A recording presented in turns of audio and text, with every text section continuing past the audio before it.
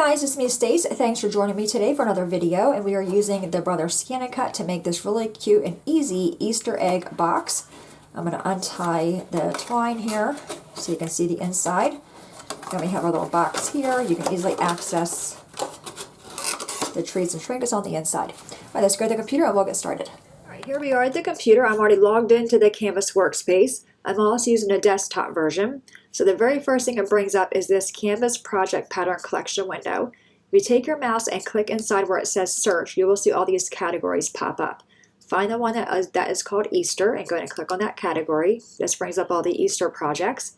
And the one we are making today is this Easter egg gift box. Going to click on that piece. You will see it brings up a preview window, and then we have mat A and mat B. We need both of these mats to make the project. Move this window out of my way.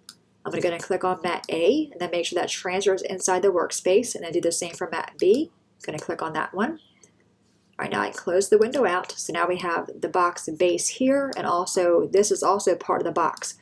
With this piece, I'm going to right click on this one and choose duplicate. So I have two of these pieces, and I'll put one on each side of the mat. And what I want to do is cut one of these pieces out in cardstock to match my box. The other one I want to cut out in pattern paper. When I'm done cutting that piece out, I will cut it on the square marks, and I'm able to use this piece of pattern paper to fit on that front of the box, if that makes sense. But I can't send this to the machine because I have this piece outside of my work area. So you want to hide this piece. To do that, you want to go to the far right toolbar. It is the third icon down. If you hover over that, it says layers. Go and click on that. Whatever you have selected over here will be highlighted over here. So you can see it's blue here. Go ahead and close the eye. That makes that piece be hidden.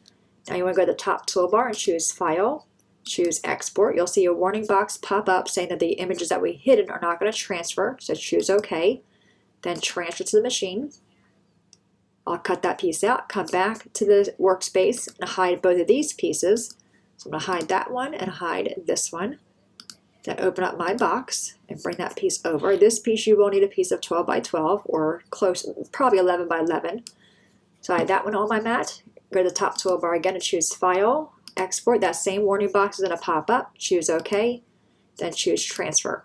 I'm going to cut all these pieces out, go to the table, and we'll put the box together. Alright guys, we are back. Everything is cut out, so we have the two pieces for the box. Now what I did do is I cut out another piece of this one using pattern paper, and when this was cut out, I went ahead and used my trimmer to cut on that score mark. This way I had pieces to decorate the front of the box in a pattern paper color. I'm going to go ahead and adhere these ones down first. I think I'm just going to use my liquid glue for this one. I'm using art glitter glue. I get this from Amazon. A lot of people have been asking me about that, where I get it from. It's a really good glue. It's my favorite. It dries quick, but you still have that little bit of a wiggle room that you need. All right, so there's that one there. Let's do the other one. And this is optional. You can, of course, cut this piece out if you had like a patterned cardstock. I had patterned cardstock, but I didn't like any of the designs. You can also just trace this piece out as well. All right, so there's that one there. I'm going to flip it over and just give it a little bit of a rub. And we can set that piece aside. Now this one, we need to do some scoring. Alright, so we have the score mark there. Just give it a good rub. I find with these kind of score marks, the same with the Silhouette machine, you don't really need to use a bone folder if you just go ahead and crease them really well on those dotted lines.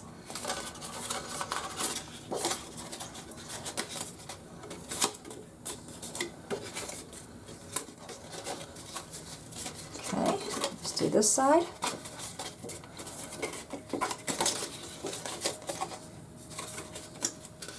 And lastly, I think there's one. Yep, right here. You want to make sure you have them all scored well before you assemble the box. Alright, so we are good. Now what I'm going to do is put all these down. And I'm going to put some glue on these two flaps here. I'm using my art glitter glue again. You want to try going for an even layer of glue, edge to edge, then just bring this piece up, and you'll see right where it lines up. I'm going to let the glue sit there for a minute, let it kind of grab, do its thing. Then I'll move on and do this piece. Just give that a press. I'm going to go on the inside and press that again with my fingers just to make sure that glue is really down there and where I want it to go. Alright, now I'm going to do the same for this side.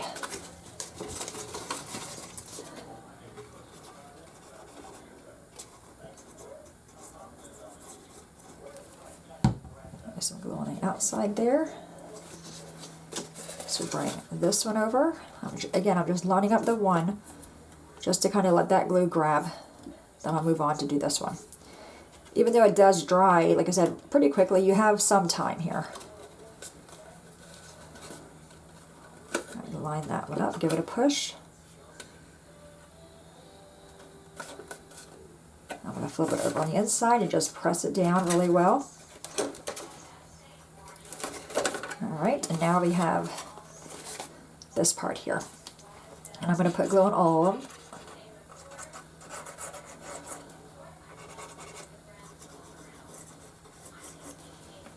Alright, and again, I'm just going to focus on one side.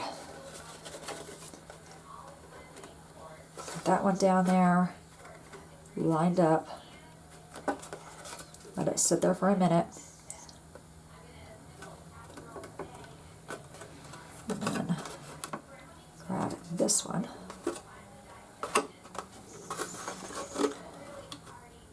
I'm just in there with my fingers holding that flap down.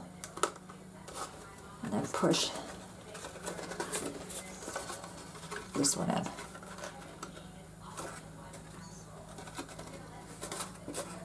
Alright, now I'm going to go in there with my bone folder and just really press down on all those flaps on both sides. Oops, this one's coming undone.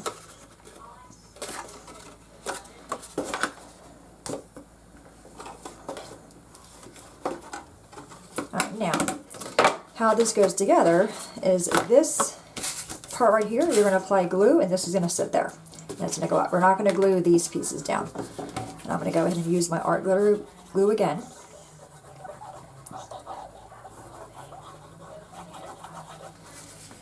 And we're just going to push this in there. I'm lining it up the bottom of the box. You'll see where it goes. Then as it's down, I'm going to hold this up and hold this up to make sure my box is in the right spot. And then just take my bone folder and just go ahead and push on that bottom. Just to make sure it's in there.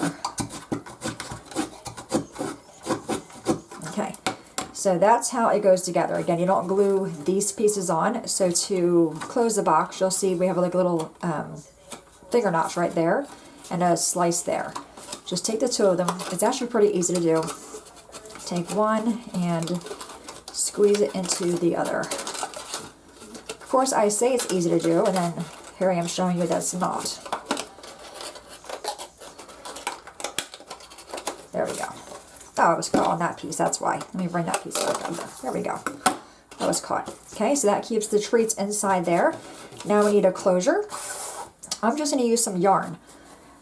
The twine I had wasn't thick enough, so I thought next best thing would be yarn. Take a piece, bring these two together. You can always add a greeting there, a stamp, so it wouldn't be so plain at the front. But again, I like this box a lot because it's really cute. I like the size of it.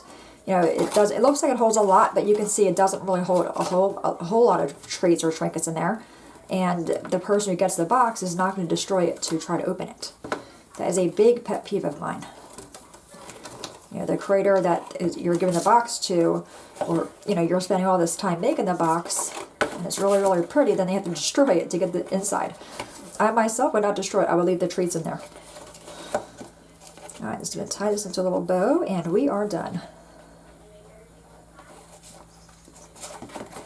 Just going to fix my loops a little bit so they're not so large.